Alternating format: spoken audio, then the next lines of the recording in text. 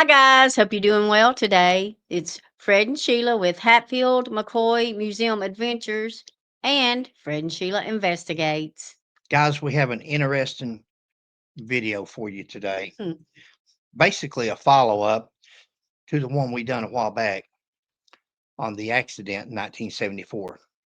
There's only two things that Sheila and I are interested in Yeah. on the uh, Buford Pusser case, and that is the 1967 ambush where he's been falsely accused of murdering his wife, Hmm. and 1974, his death holds some interest with us because of so many questions around it, and mainly because of one person, Mike Elam. Mike Elam. And we're going to play a tape here in a minute for you and let you hear Mike. And then we're going to show you some evidence, some paperwork, some documentation, Hmm. things that will prove otherwise as to how easy it is to speak something into history and how gullible people are to believe it rather than researching and making sure that what they're being told is not a lie. First, I want to address I have a bad habit of any time I can't remember anything, I refer to dementia.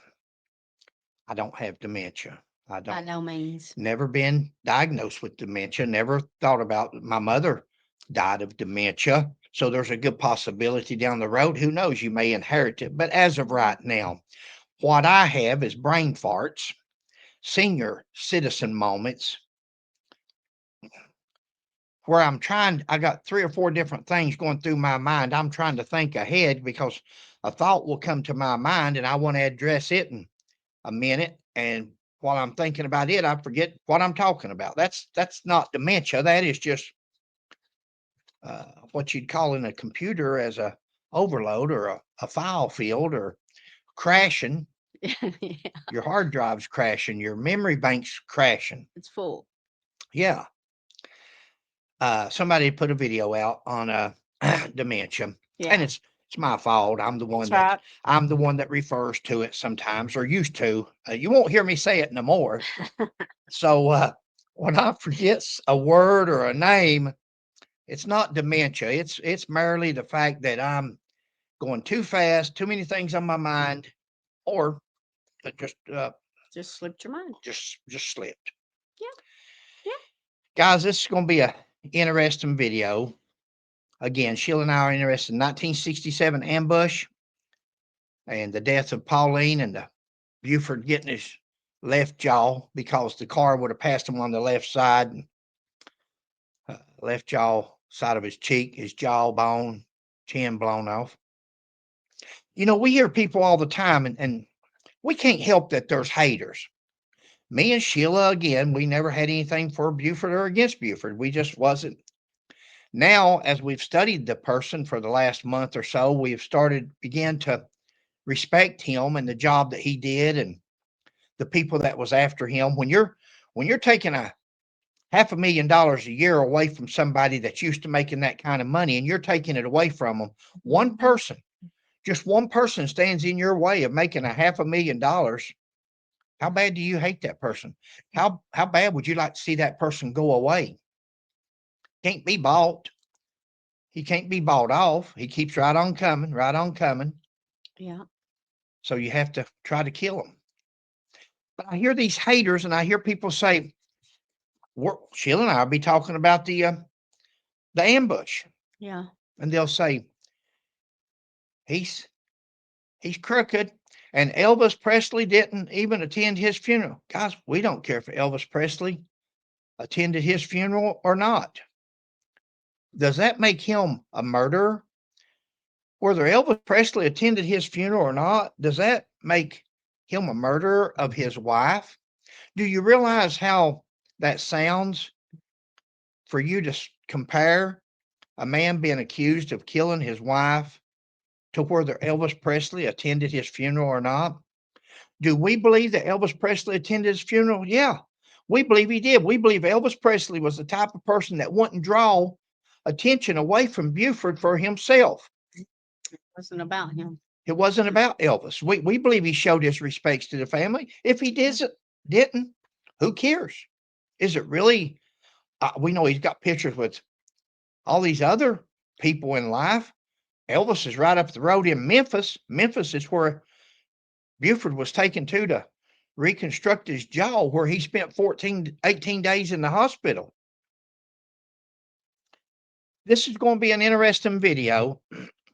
I'm probably going to stop you ever so often in it, but I want to do that so we can show you guys some evidence. I'll tell you what we got.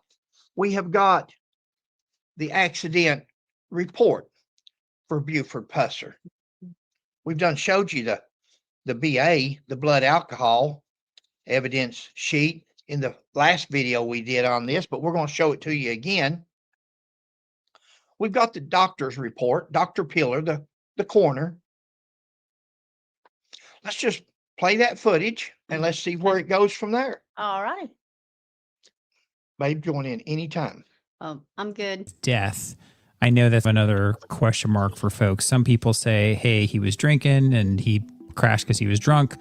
Some people say, oh, the brake lines were cut. But you had mentioned earlier that there was investigations done. So it's, nobody could determine if there was any tampering or anything like that with the car. So that seems to have put that part of the story to rest. There was no form of sabotage that was found. Okay. Now, I did interview the trooper that worked his fatal. There was no form of sabotage that was found. There was also no form of sabotage that wasn't found. I know that's, in other words, guys, there's no cause, whether it was sabotage or not sabotage. Mr. Elam wants to point out that there was nothing that pointed towards sabotage. There's also nothing that pointed toward anything else. Now, Buford's driving habits, unfortunately, was that he liked to speed.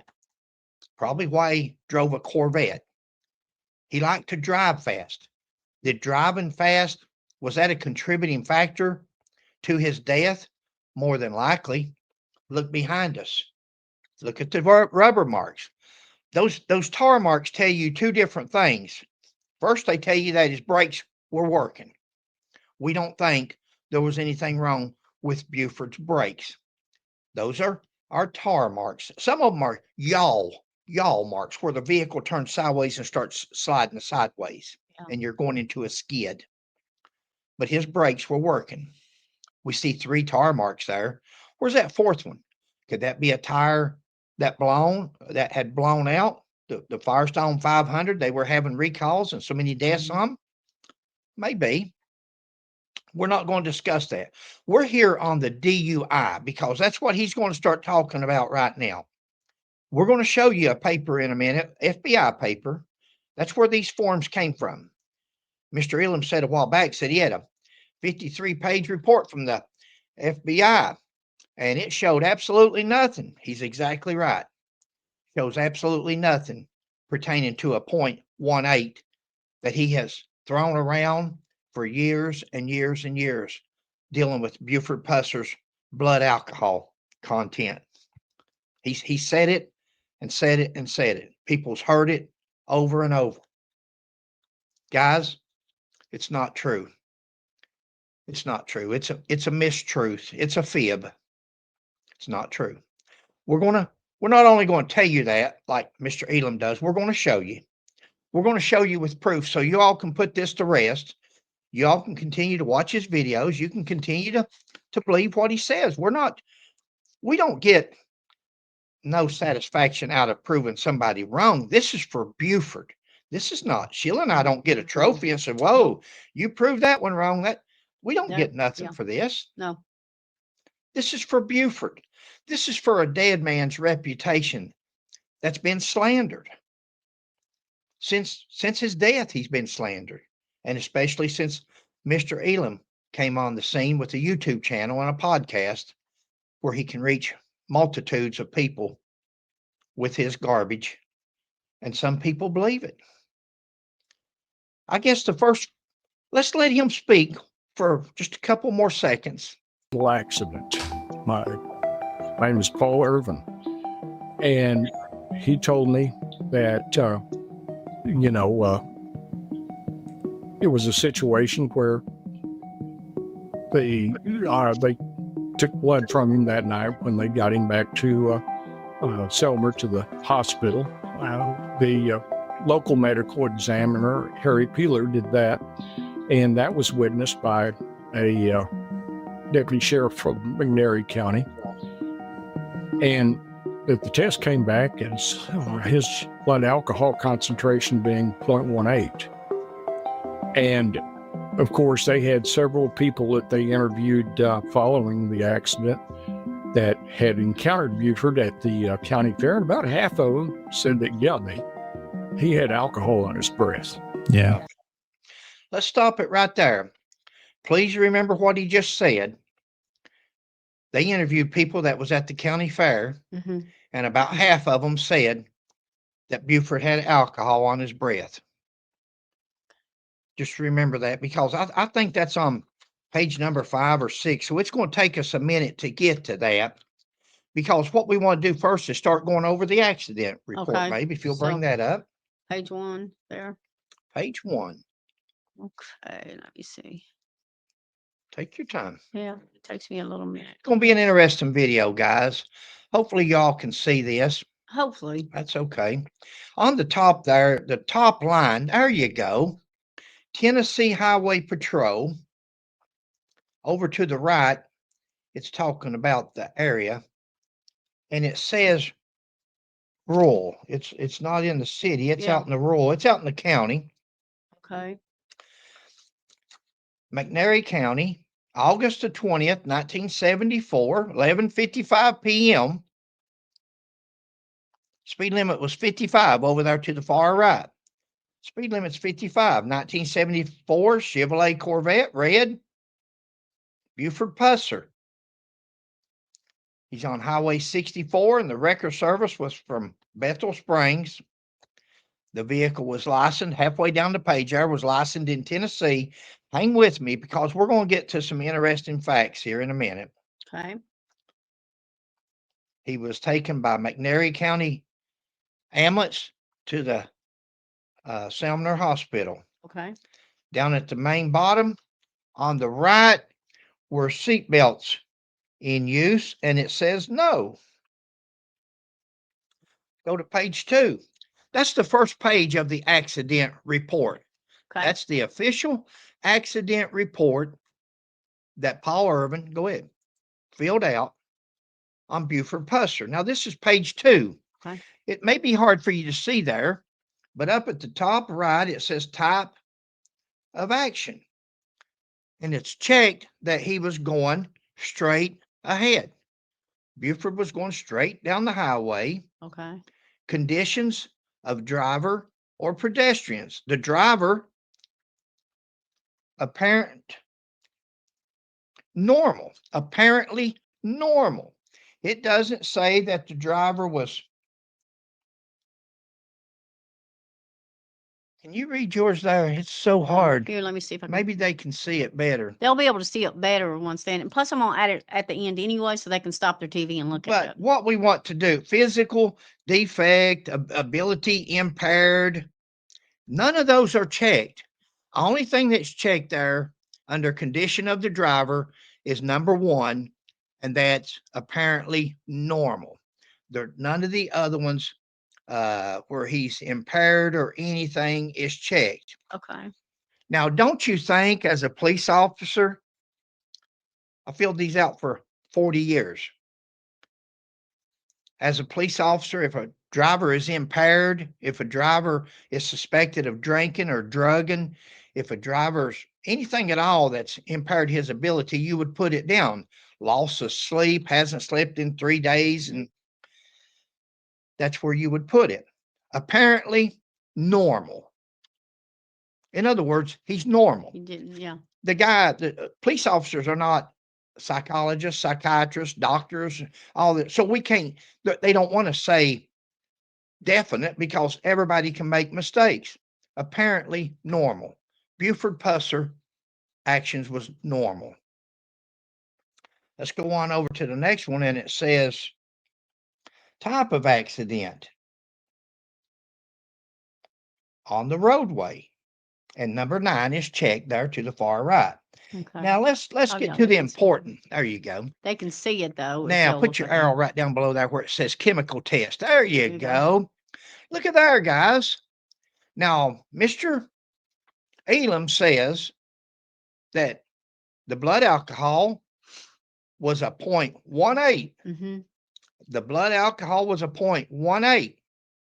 Now, he says that he talked to the trooper, and the trooper took that out of the report, that the trooper put up his career and took that, removed a blood alcohol for somebody as famous as Buford Pusser from his report. If you believe that. And then he went on to become McNairy County Sheriff, this guy did. Mr. Elam doesn't have a reputation of being truthful. I'll put it like that. Let's read what it says. Chemical test.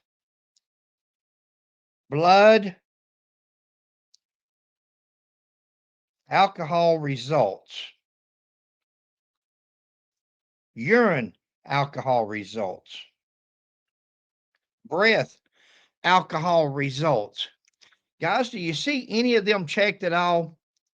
Do you see any of those checked? We know they can't do a breath test. Like one Right. of them said, somebody said, well, either him or Oakley one said that the coroner smelled alcohol on his breath and done a test on him. Dead people don't have breath, so we know that's incorrect. There's no chemical test, guys. There was no reason to do any chemical test. There was no beer bottles. There was no beer cans. There was no needles, syringes, bags of marijuana. There was no reason to Any alcoholic containers in the car? no alcoholic containers, no evidence. You're going to Right. see in a minute, no evidence of drugs or alcohol use. There was no reason for a test. That's called an indicator. If you see an indicator, you would want to take a test. Goes on down, it says traffic controls. There's no traffic controls. There's a curve coming up. Road character. It's a 2-lane road. Okay. Vehicle collision. Defects not known. The bottom one there says defects not known, where it says vehicle condition. Mm-hmm. Number 7. It's got up there. It's got defective brakes, improper lights, improper steering. Okay. They've got unknown. The trooper marked unknown. Now you're going to see a paper here in a minute where the TBI submitted the steering cylinder and also the left tie rod to the FBI in Washington, D.C. for them to analyze. But Mr. Elam says that it was proven that there was nothing wrong that caused his wreck. There was no foul play or whatever he says. Now, foul play encompasses many things.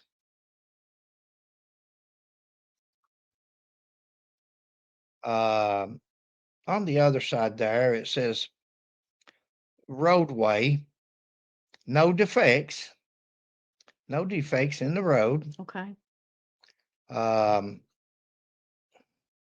No street lights. Of course, they're out in the county. No street lights. Okay. Road surface was dry. You can look at it there. It's a dry highway. So it wasn't wet, raining or nothing. That's okay. right. Can't blame it on the rain. Right. Let's go to the third page. Okay. Main thing to remember there, guys, the chemical test was none. The chemical test was not required. There was no reason to believe. Now, Mr. Elam, remember when we cut this video, Mr. Elam said they interviewed a bunch of people at the county fair that night that had talked to Buford, and over half of them said that Buford was drinking. Yep. Let's go through this one here. Traffic accident report. This is his supplement. This is what he wrote. Okay. August the 20th, 74, 1155, Highway 64, McNairy County. Buford Pusser was the driver. Vehicle 1 was traveling east on Highway 64. Driver of Vehicle 1 lost control. Vehicle went into a skid. Go ahead, babe. Vehicle went into a skidded approximately 345 feet, crossing the westbound lane, left the road, skidded 200 feet across loose gravel on front of Old Shell Station and across Loudon Road. Yeah. Vehicle 1 then struck the road bank on the east side of Loudon Road. Vehicle 1 then continued on approximately 40 feet in the southeast direction, landing on the wheels. Driver was thrown from the vehicle and landed approximately 3 feet from the rear of vehicle. Vehicle was headed to the north. Vehicle then caught fire and burned. We've said in many of our videos that when you add a little bit here and a little bit there and a little bit there, you've got a totally false narrative there, a totally false story. Now, it hasn't come up yet. And to some people, they may say, that's no big deal. And it's probably not if it was by itself. Mr. Elam, when he can't find something to talk about, he fills in the blanks. I'm sorry to say. These people was asking him about this, and he starts filling in, and he just adds and adds and adds. And he tells me, he says, well, he went 40 feet. Now, that's 40 feet. That's in the report, so that's correct. And then he says he landed 3 feet behind the vehicle, and that's correct. And then he says his head was 18 inches from the road. There's nowhere here. There's no photographs. That may be nothing. 18 inches. What may be nothing, but it's spoken in the history because there's nothing that we have seen. This is the FBI report. And there's nothing in the report. There's nothing. This is the trooper's report that the FBI put in their report. If the FBI had any questions, you can guarantee they went to this trooper and would have asked him these questions. So that's just minor, but he goes on and says his head was 18 inches from the road. There's nowhere that we can find, and we have looked for that. Okay. The next one, number 4. Okay. Number 4 for you. There you go. This is to Commissioner Amner. And this is patrol for examination. Opinions are of the troopers and myself. This is the 2 troopers, one of them being Paul Irvin. Okay. All flammable parts of the auto were consumed after the crash. First person on the accident scene states the vehicle caught fire moments after the impact. The witnesses who talked to Mr. Pusser prior to his leaving the fairground area stated he was acting strangely. Now, Mr. Elam told you guys right where we stopped this video. We're not going to go back on it. You can replay it if you doubt what you heard. Mr. Elam told you guys that, or he told this podcasters, he said that Paul Irvin had told him that. Now, Mr. Elam's got the same reports we got. He's got the same papers. It's funny how he can read something and whatever's exculpatory toward Buford, he leaves out. But if it's something condemning to somebody or damning, then he'll put it right in there. He has no problem.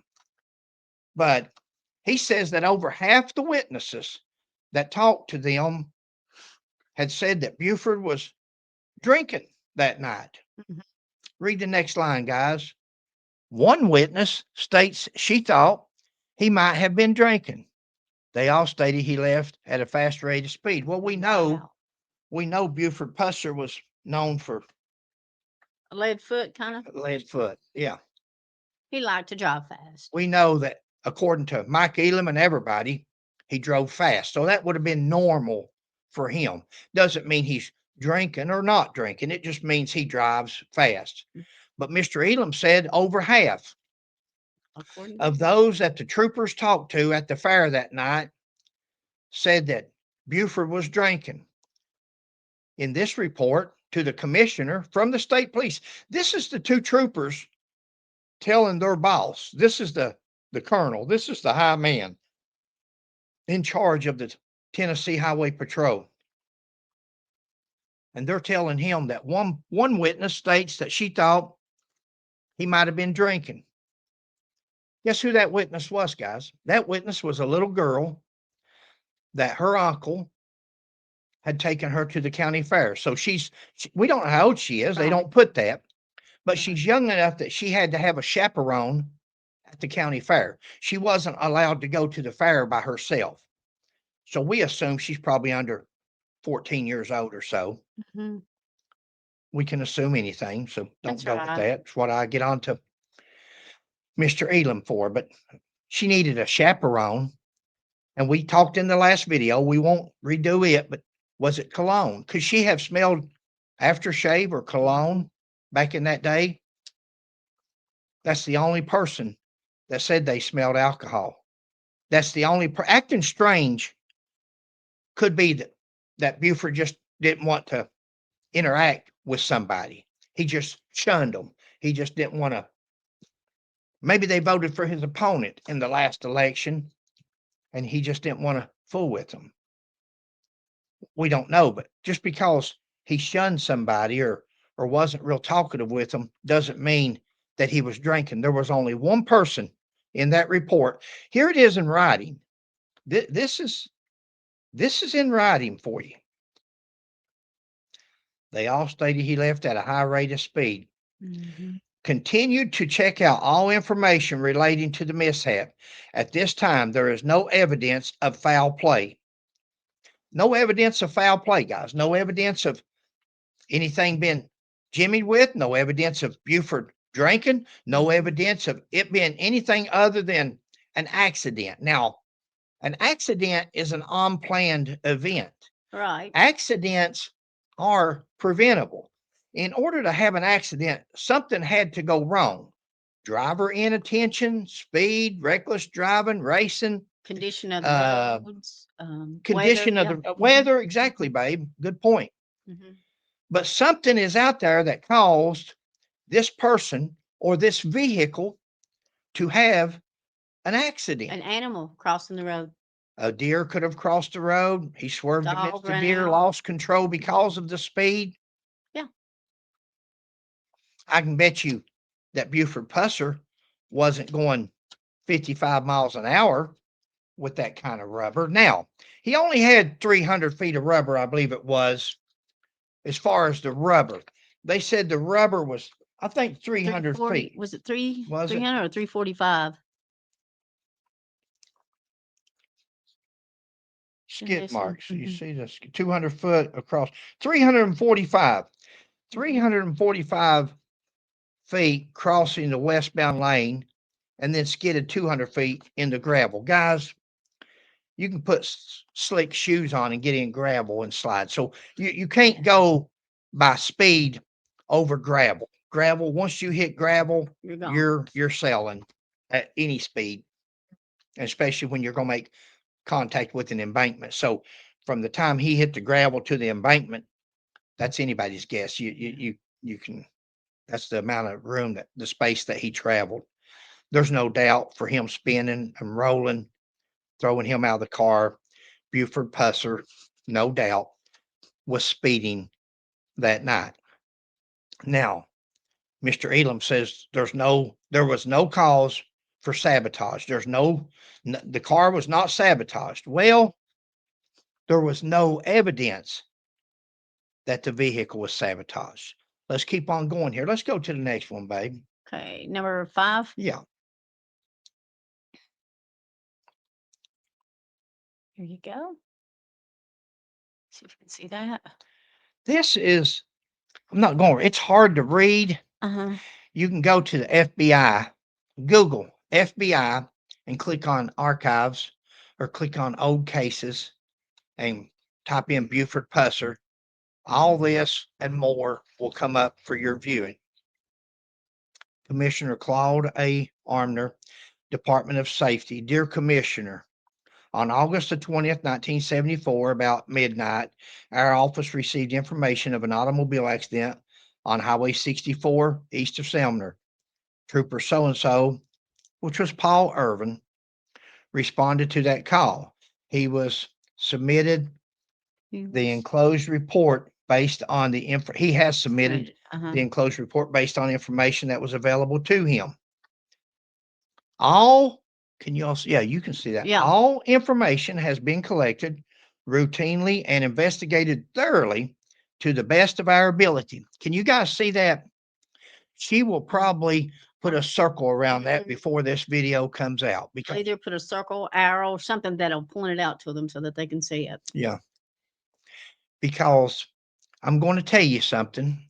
This is probably the most important statement on that sheet.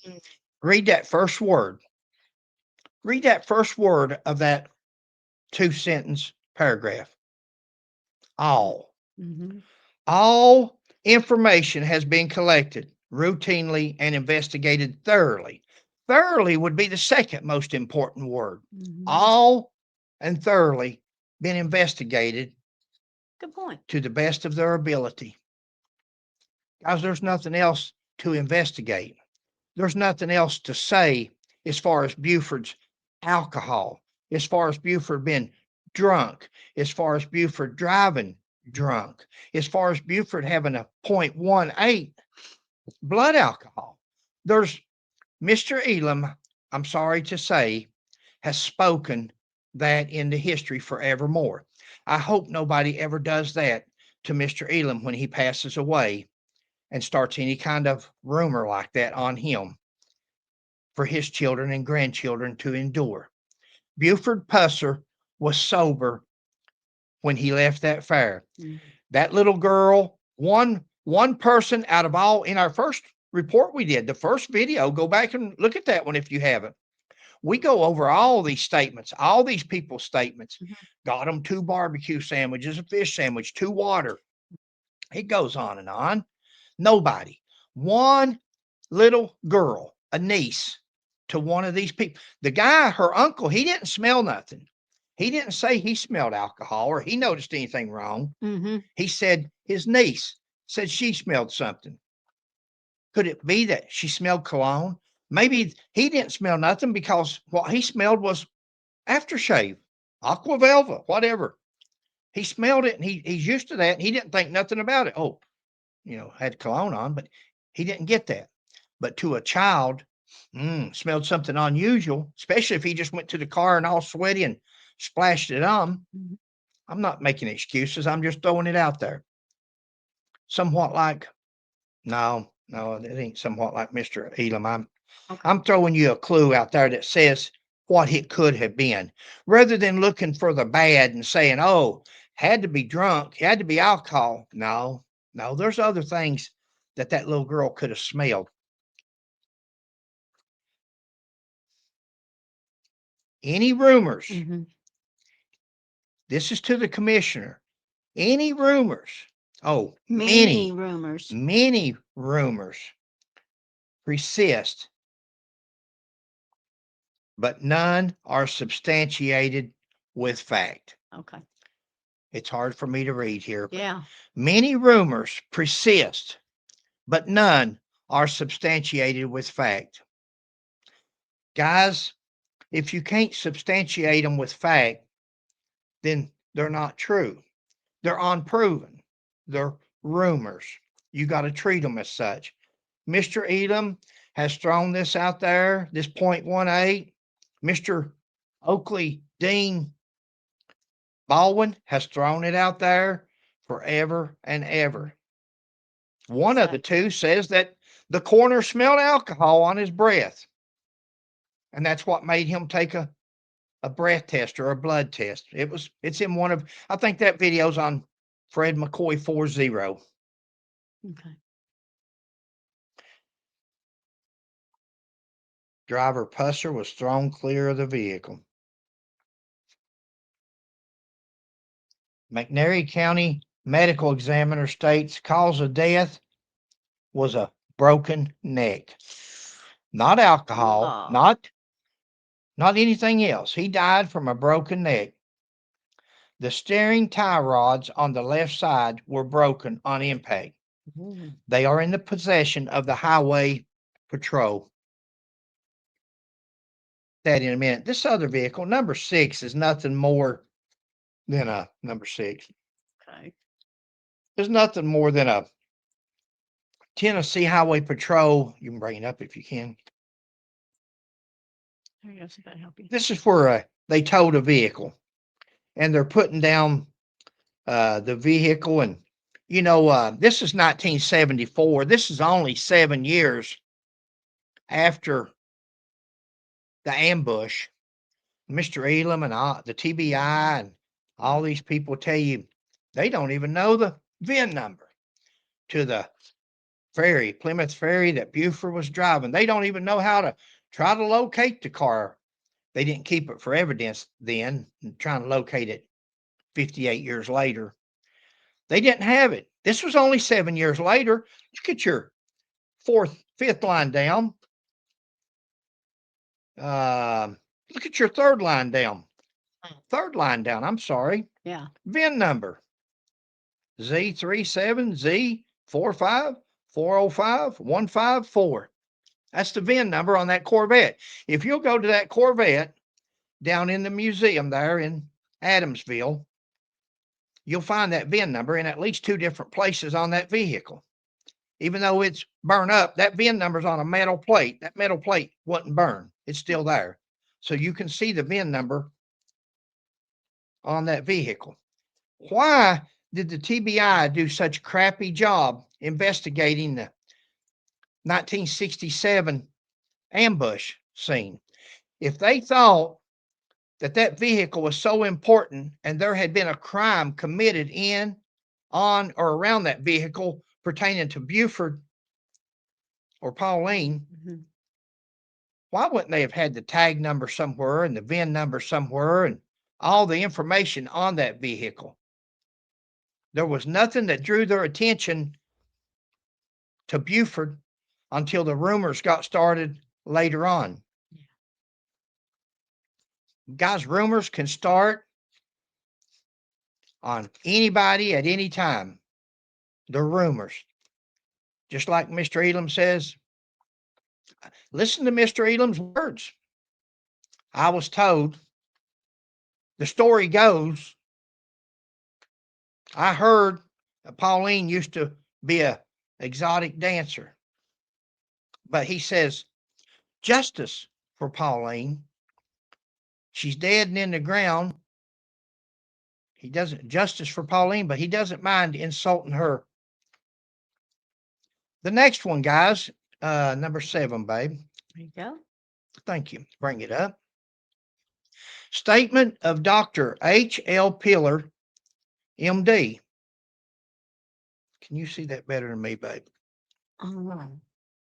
Just Sumner, Tennessee, medical examiner, 8/22/74, 6 p.m.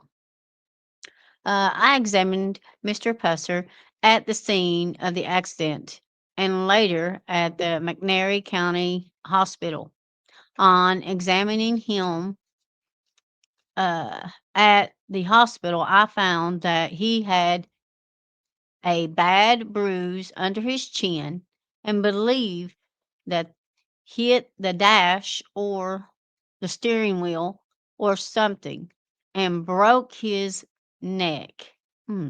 He had a bruise under his left eye, compound fracture over his left eye, left earlobe, partially torn off, multiple front rib fractures, and 2 lacerations on both knees. Mr. Pusser died of multiple trauma sustained in the automobile accident and primarily due to a fractured neck. fracture neck. Sorry, guys. It's hard to read what we've got, what we're looking at. I hope it's clearer for you guys than it is for us. Yeah. Guys, this is Dr. Pillar. Dr. Pillar. Remember, Mr. Elam says that Dr. Pillar took blood and he come back out and it was a 0.18. He took a blood sample and he come back out and he said it was a 0.18, like it just magically. He just took a blood sample and you can just get it don't even happen like that today unless it's an emergency, especially with a deceased person where nobody's in a hurry for anything. Wow. They're not going anywhere. They're dead. The blood's not going to hurt. They're going to cool it. They can take a test whenever they want. Dr. Pillar, do you see anywhere in Dr. Pillar's? Do you even see anywhere in there where he says he took blood? Mm. Do you see anywhere in there where it says Mr. Pusser had been drinking and his blood alcohol content was a 0.18? Do you see where it says alcohol was found, period, a 0.01, a point anything? Alcohol present. It's not there, guys. For you guys that believe in Mr. Elam, and keep on. I mean, it takes all kinds to make up this world. It's all good. Everybody's got their own opinion. And but you guys that's following him are babe, number 8. Okay, here you go.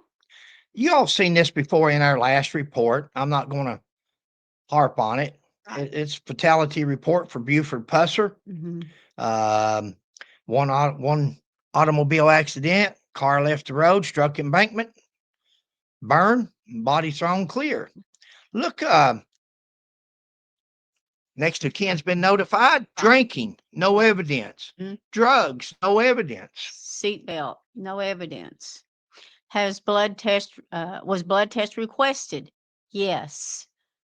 Name of the subject given test, Buford H. Pusser.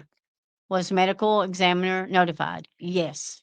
We know that's true because he's requested the blood and he's also the medical examiner that we just read the report from. Mr. Pigler? He took a blood pillar. Okay. He took a blood test. Do you think that had the blood test come back positive for drugs or alcohol, that the coroner, Mr. Pillar, Dr. Pillar is also the coroner in McNairy County at that time, the medical examiner. Do you think had the blood test come back with anything relevant that it would say no evidence there? Had it come back relevant, had it come back a 1.8 or a 0.01, anything, presence of alcohol, he would have had to put alcohol present, drugs present, and then he would have put the amount if it was a content large enough to examine and to actually get a reading on. Sometimes it just says alcohol present. It's not even high enough. You could drink some Listerine. You could gargle with Listerine, and not on a blood test, of course, but on a breath test. You could gargle with Listerine that shows up alcohol present. This blood alcohol could have shown up that there was alcohol present, but it was so minute that it's in the system. But he still would have put alcohol present. This report says no evidence. No evidence. Now, here's a report. Sheila, you know one I don't see. What's that? We're going to have to put some of these at the back. Yeah. Because there's one that was very important to Sheila and I, and that was dealing with Dewana at the accident scene that she had came up on. Oh, I thought you had that one. Well, let's look in a minute and we'll see. Yeah. We'll finish this as we're looking through this video. Let me finish these last 2 forms, or we're going to finish listening to Mr. Elam here. Yeah. But Mr. Elam says that there was no evidence found.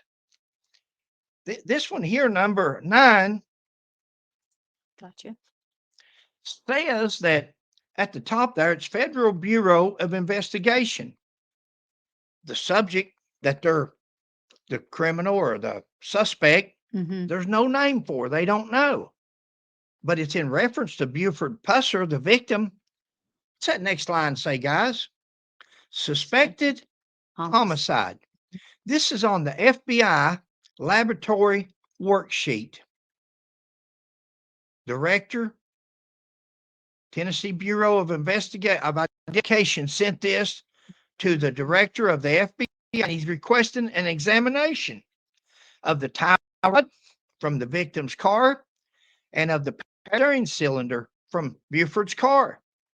He sent the tie rod and he sent the power steering cylinder along with 17 photographs. Mm-hmm. That's what you do in a criminal investigation. That's what you do in any type of investigation where you've got photographs, you've got evidence to be examined. So they sent the actual Tie tie rod, rod yeah. and pictures that they had taken. Oh, yeah. And Or- they've got even FBI. If you'll go to their file, it shows you tie rod and it shows you where they cut it in half. It shows you where they examined it, where they x-rayed it for cracks. They done a thorough job. My point here is where they say that 58 years later, they looked at photographs and they determined that Buford Pusser killed his wife. They determined that this was a state. One person determined that it was a staged scene. They determined that she was killed outside of her vehicle and put in the vehicle. They determined that from photographs. Looky here. They sent the tie rod and the power steering cylinder. Let's change that out along with the photographs to the car and photographs. Now you got something. If you've got the car, if you've got the blood splatter, if you've got the seats covered, if you've got all that, not by a picture. Pictures are deceiving. It's according to the lighting, Yep. the darkness, the angle, the pitch, so many things. Have you never seen Land of the Giants? How you can take two people and stand them beside of each other the same height, but take that angle, take that camera angle from a different angle. One of them looks so much bigger than the other one. Of course. I seen where we got a video coming out. Mr. Elam said they went out and found another car like Buford's where they could do an AI on it. Guys, you can do an AI and make Fred McCoy look like he's got a whole head full of hair. You can do an AI and make me look 6 foot tall. They do AIs where they make dead people talk. Smile, whatever. Yeah. Yeah, move their eyes and smile. Guys, they can make AI into anything that they want to make it into. If they want to make it look like Buford Pusser's done something with his car, with that car, with no more evidence than what they've, with no evidence. Right. Buford Pusser was the only one that lived through it to tell anybody as far as that would talk. Unless somebody wants to come forward that's still living today and say, yeah, I was there. My dad, my uncle did it. I was there. I know all about it. And I don't look for that. I think most of them's dead, if not all. But I don't look for nobody to ever come forward and give up anybody else or give up the story. They'd rather pin it on Buford Pusser. They hate Buford Pusser so much. One thing is because of Louise. Louise Hathcock was killed by Buford. Louise Hathcock was a rich woman. No doubt she gave family members money. She had money hand over fist. No doubt she took care of her brother and different Families. people, Mhm. family members around her. No doubt. Would people feel ill? Would people have hard feelings toward Buford? Of course. But you need that car. No matter what they tell you about AI, or they can do this, or they can. They can make that car stand up on its end and look like it's walking on them back tires if they want to. It's amazing what they can do with AI. It's 58 years ago, guys. It's 58 years.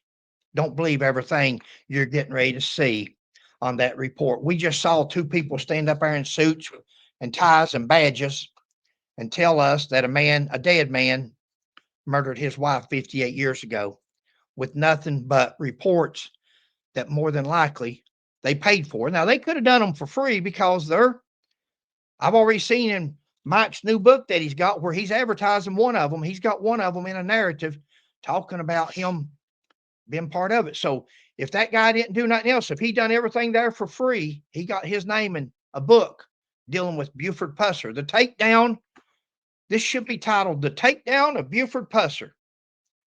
How to Destroy a Hero in One Press Conference. See what this last one is. You done about that, baby? Oh, God, Yes, my back's Ed. hurting. You okay? Yeah. Okay, it says to Director, Federal Bureau of Investigations, Washington, D.C., 20535 Who's or it from? 635. From Director of Tennessee Bureau of Criminal Identification. This here is from the TBI to the Mhm. FBI. Go ahead, Punk. Okay. Subject, is that what you want me to It's go on? going to be hard to read, Yeah. ain't it? Subject is can't read it. Victim is Buford Pusser, unknown, I would say. deceased. Mm-hmm. Okay, go ahead. You see what I'm saying there? Accidental or accidental.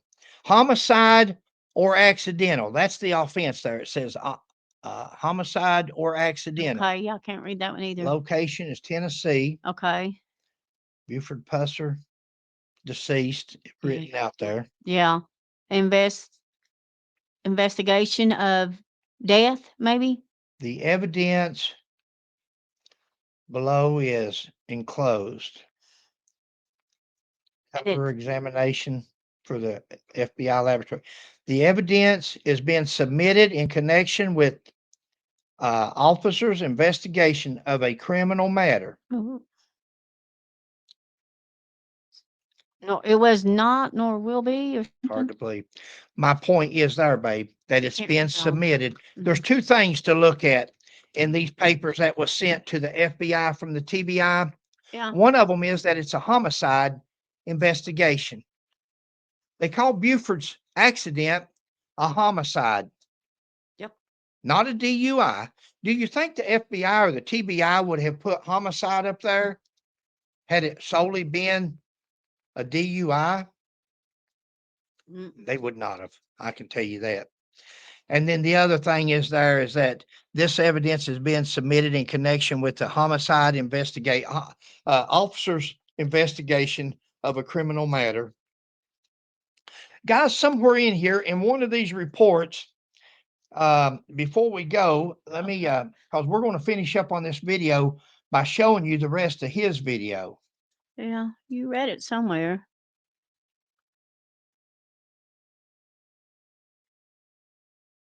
You Medical. go to number 5, baby. Can you go back to number 5? Sure, I sure can. Yeah, I'm glad we remembered this. Remember, guys, when Mr. Elam busted Dewana's bubble? He sure busted Dewana's bubble. He told Dewana that she wasn't there when her daddy was breathing. He didn't try to say her name, and the other woman said she was dead. He was dead, and so forth. Well, if you'll read number 5 there, let's look at number 5. The driver, Pusser, was thrown clear of the vehicle, landing to the rear of his vehicle. It is reported Pusser's daughter and her friends actually dragged Mr. Pusser some distance from the flaming vehicle before the investigating trooper arrived. Wow. Dr. Pillar of McNairy County. Did you see that, guys, where his daughter? This is in the police report. This is not what Mr. Elam tells you sitting there in front of his little computer screens with his pictures of his hero, Buford Pusser, that the wannabe that couldn't be. Wanted to be a Buford Pusser, but couldn't be. He's following these people around the grocery store, Walmart grocery store, that's eating grapes before they purchase them. He's a loss prevention officer. And he's making sure that nobody, I seen where somebody posted and said, nobody ever stole a steak when Elam was on duty. Wow. Do you want to see what he's got left on his video? Yeah, let's finish it. Yeah. And of course, you look at his accident report. There's something like 565 feet of skid marks. Sure. Yeah, that's a lot. That is a lot. There's actually 345 feet of skid marks. 345 is a lot different from 545. 345 is a lot different than 200 and some more feet. There's 345 feet of skid marks. We done acknowledged he was speeding. Right. He wasn't traveling at the speed limit. We know that. That doesn't make him a murderer of his wife. That doesn't make him a criminal. That makes him a speeder, and he would get a traffic ticket.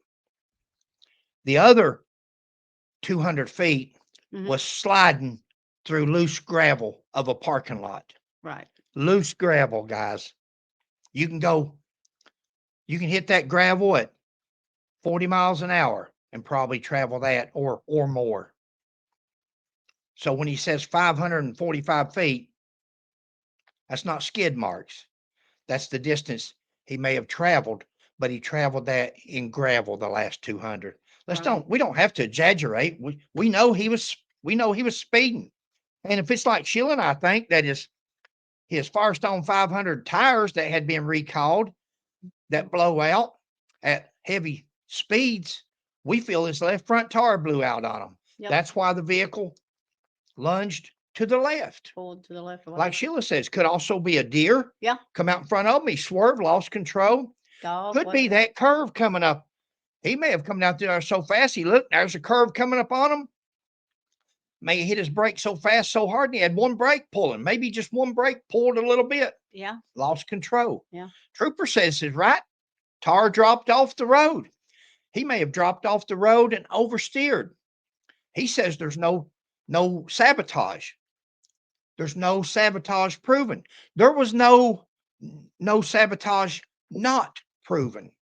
Remember, the examiner found two things wrong with that vehicle after going through it and turning it inside out. This guy with this big Master of Science degree in engineering and automotive. He took the car apart. He said two things caught his attention. Number one, piston and the left front tie rod. Tie rod, yeah. Left front tie rod would cause your vehicle to pull toward the left. Mike says, but he found nothing wrong. Just that tie rod and the piston. Just a tie rod. That's a major thing, isn't it? A major thing and a major pull to the left. Yeah. The guy that come up there and actually seen the car that next morning said the tie rod's been jimmied with. He knows, so they may not be any proof that you can go after somebody or you can prove one way or the other. But even though it wasn't proven that anything on that car had been jimmied with, it wasn't proven that it hadn't either. Go ahead, Punk. Okay. Even at that, he hit an embankment at around 40 miles an hour. So he would have left a lot more skid marks had it not been for that embankment. Yeah. The car flipped over, landed upright, about 40, 50 feet away from where the impact was. Buford was ejected through the T-top of the car, and his body landed about 3 feet behind the car, his head being about 18 inches from Highway 64 pavement. Oh, wow. Stop. When it comes to his death, guys, there was, again, I know that it's minor and minute to some of you. This is for the followers of Mr. Elam, how he talks things. If he'll talk 18 inches into history, he'll talk 0.18 into history. He'll talk all kinds of stuff into history. He's used to it. It's so common to him to sit there and tell these stories. The trooper done said in his report, by the time he got there, Buford's daughter, Dewana, and friends had drug Buford approximately 100 foot away from the burning vehicle. There's no pictures of where Buford's head was or would have been. There's no statements by Dewana or her friends or nobody else that says Daddy's head was 18 inches from the road. Again, it may be minute to some, but 18 inches could be very important in a criminal case or something that had to be proven one way or the other.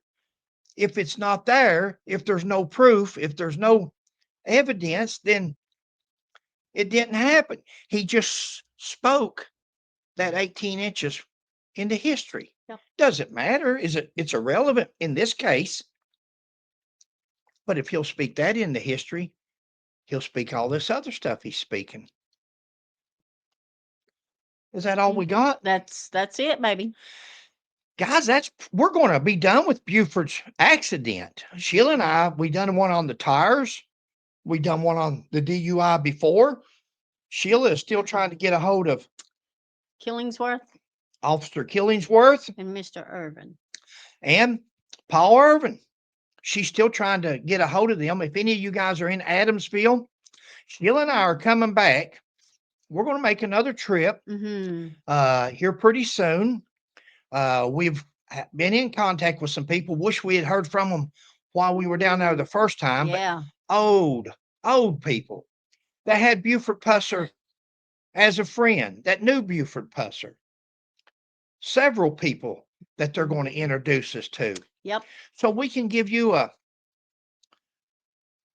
different point of view. For those of you that's heard Mr. Elam all these years, even Dewana, we even got some more information on Dewana and her death.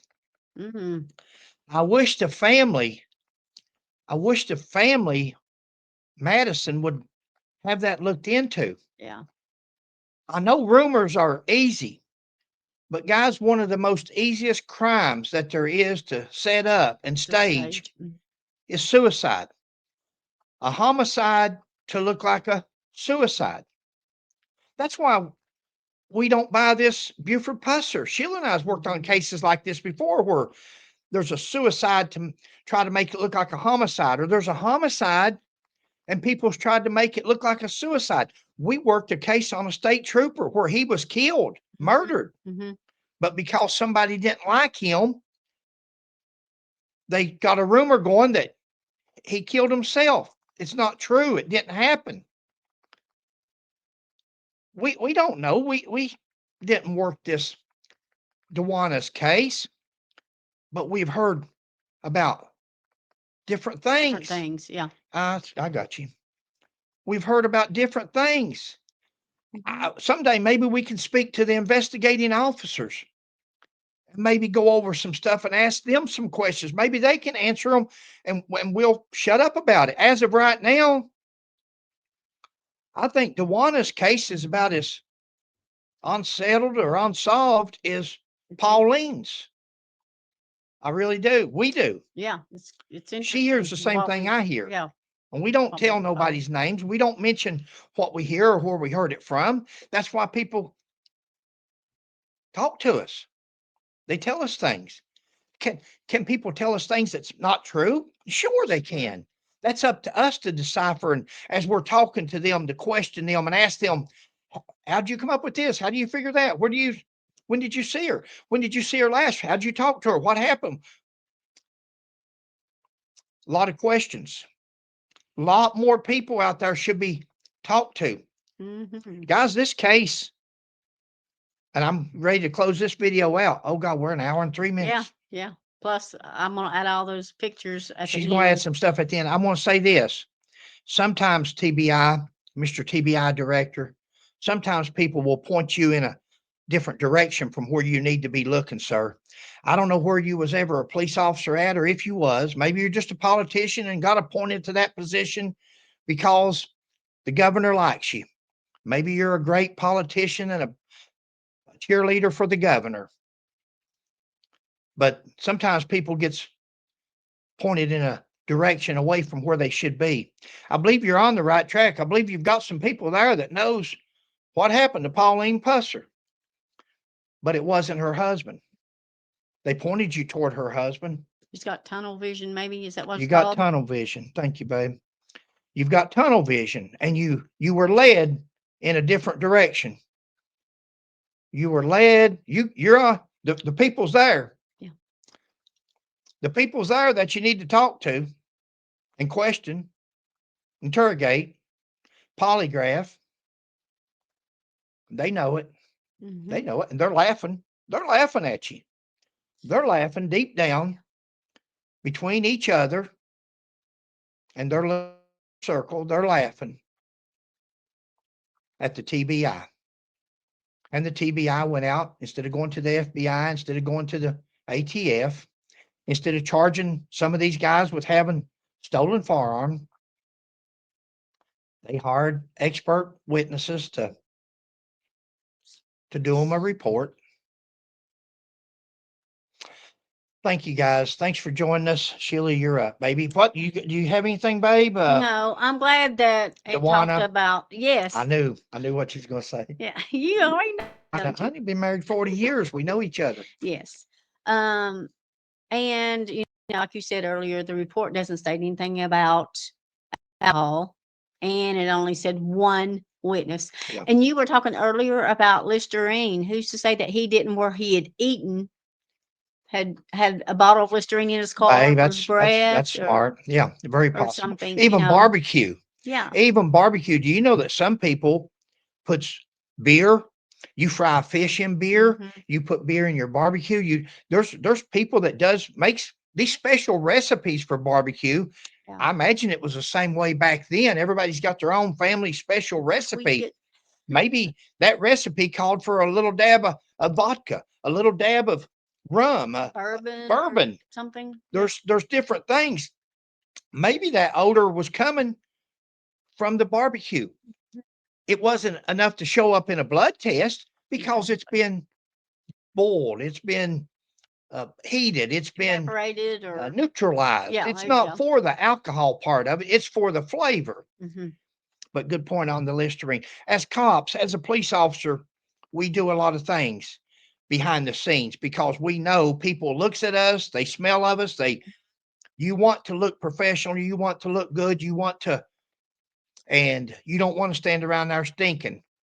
You don't want Right. people to walk by and say, "Woo, man, he's got an odor," and you don't want that. And I can relate to Buford. And any cops are out there, they can relate to this. Sure, I'm sure. sure if they ever wore a bulletproof vest or a uniform with a tie on, they can relate, especially in the hot sun, working a summer fair, carnival. They can relate. Mhm. But good point. And I knew she was happy about the Dewana Yeah. because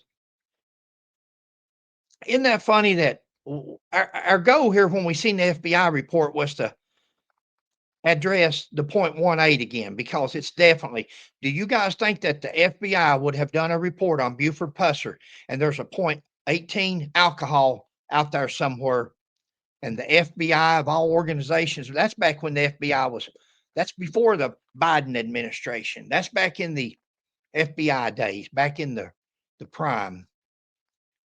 They would have had that. It would have been fair, and then That would have been showed listed. everything. Mhm. This man has done a total injustice to the Pusser and Vance, Mike Vance and Diana Vance. Even though they had a different name, they were Pussers. They were Buford's adopted children. He raised those Raised them, children Yeah. like they were his own. Mhm. And Mike lived with him after he got married. Him and his high school sweetheart moved in with Mr. Pusser and lived with him for a while. So, I mean, if Mr. Pusser was as bad as they're trying to imply, why would he move back in with him? Guys, thanks for watching our videos. We know they're long, Yeah, sorry. but we do have people out there like us, just elderly, and just you get watching people, and especially when we try to show you with proof, Mhm, mhm. we try to show you what we're talking about.